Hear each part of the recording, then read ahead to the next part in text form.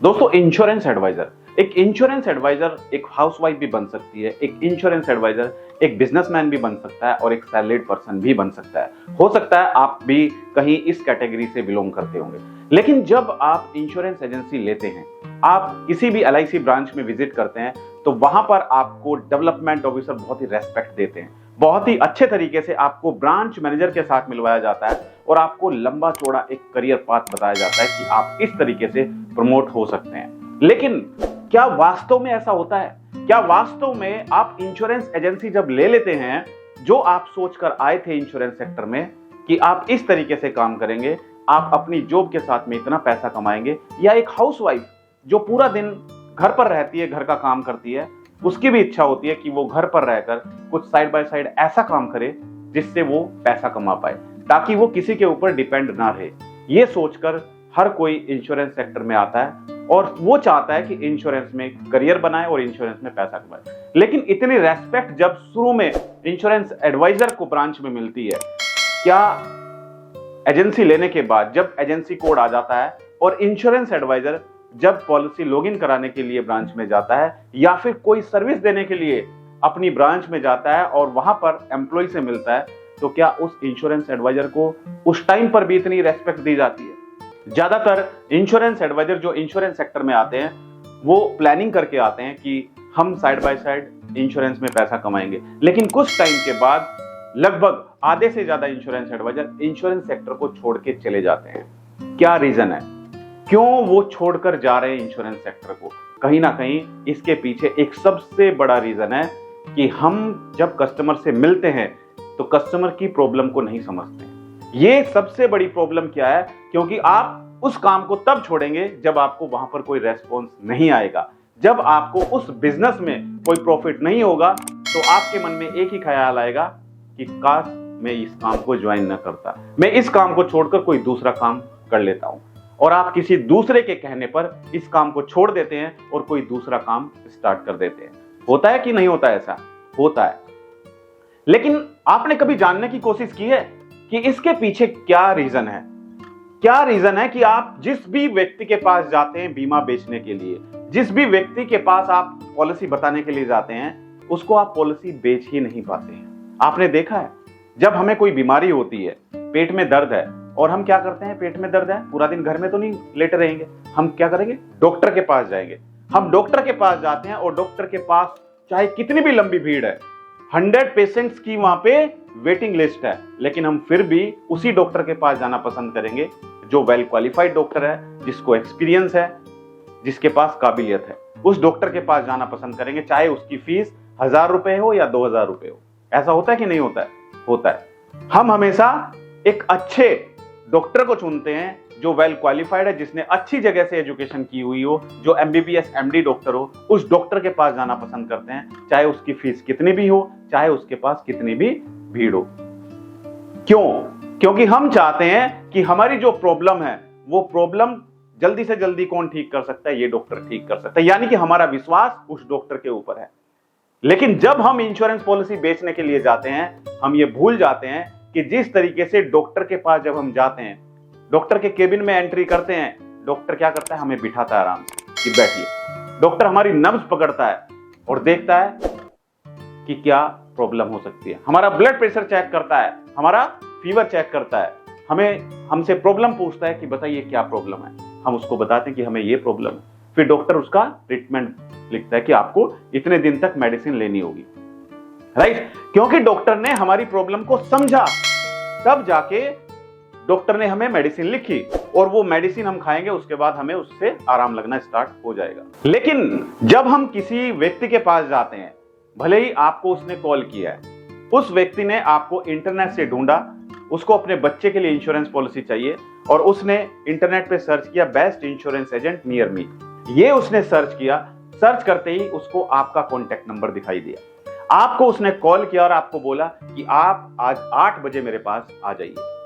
उसकी जो सैलरी है मात्र 20,000 रुपए महीने की सैलरी है, 20,000 रुपए महीना वो कमाता है, तो आप उसके पास रात 8 बजे पहुंच जाते हैं। सबसे पहले तो हम गलती ये करते हैं कि हम उसको फोन पर ही प्लान समझाने की कोशिश करते हैं। हम ये चाहते हैं कि वो कस्टमर फोन पर ही क्लोज हो जाए, बस जाके हमें उसके डॉक्यूमेंट्स कलेक्ट करने पड़े। होता है कि नहीं होता है? यस और नो? मैं आप सभी से सवाल पूछ रहा हूं, क्या हम ये गलती करते हैं कि नहीं करते हैं कि जब हम कस्टमर से बात करते हैं तो हम कस्टमर को फोन पर ही समझाने की कोशिश करते हैं कि कस्टमर अभी फोन पर ही हाँ बोल दे और हमें जाते ही चेक मिल जाए। ये सबसे बड़ी गलती हम करते हैं। ठीक है, ये गलती हमने कर दी। रात के 8 बज जाते हैं। दूसरी गलती हम क्या करते हैं, 8 बजे का कस्टमर ने टाइम दिया था और हम 8 बजे के लेट पहुंचते हैं। यानी कि कस्टमर वेट कर रहा है हमारा और हम 8:30 बजे कस्टमर के पास पहुंचते हैं। हो सकता है वो कस्टमर उस टाइम पर कहीं और निकल जाए। आप गए लेकिन आप कस्टमर से मिल भी नहीं पाए। ये भी गलती हमसे होती है। और तीसरी सबसे बड़ी गलती क्या होती है, कस्टमर के पास हम पहुंच गए, कस्टमर से हमने ये नहीं पूछा कि भाई आपको प्रॉब्लम क्या है, यानी कि आपकी नीड क्या है, आपको जरूरत किस चीज की है, आपने मुझे बुलाया, आपका मेन पर्पज क्या है, किस पर्पज से आप इन्वेस्टमेंट चाहते हो। जिस तरीके से डॉक्टर ने आपको अपने केबिन में बिठाया और केबिन में बिठाने के बाद डॉक्टर ने आपके हालचाल पूछे, डॉक्टर ने आपका ब्लड प्रेशर चेक किया, डॉक्टर ने आपका फीवर चेक किया और डॉक्टर ने आपकी पास्ट हिस्ट्री पूछने की कोशिश की। पूछता है कि नहीं पूछता है? आपकी फैमिली में किसी को शुगर की प्रॉब्लम है, आपकी फैमिली में किसी को हार्ट अटैक आया है, इस तरीके से डॉक्टर आपकी फैमिली की पास्ट हिस्ट्री के बारे में पूछता है। क्या आप अपने कस्टमर के पास जाकर कस्टमर की पास्ट हिस्ट्री के बारे में पूछते हैं कि भाई आपकी जो पास्ट फाइनेंशियल हिस्ट्री है वो क्या है, आपने कितना इन्वेस्टमेंट किया हुआ है, आपने अपने परिवार के लिए कितनी सेविंग की हुई है, आपके पास कितनी फिक्स डिपॉजिट है यानी कि एफडी है, आपने कितना इन्वेस्टमेंट पोस्ट ऑफिस में किया हुआ है। क्या आपने कभी जानने की कोशिश की है? क्या आपने पूछने की कोशिश की है कि आपके ऊपर कितना लोन चल रहा है? क्या आपने पूछने की कोशिश की है कि आपके ऊपर आपके कितने परिवार के मेंबर आपके ऊपर निर्भर हैं?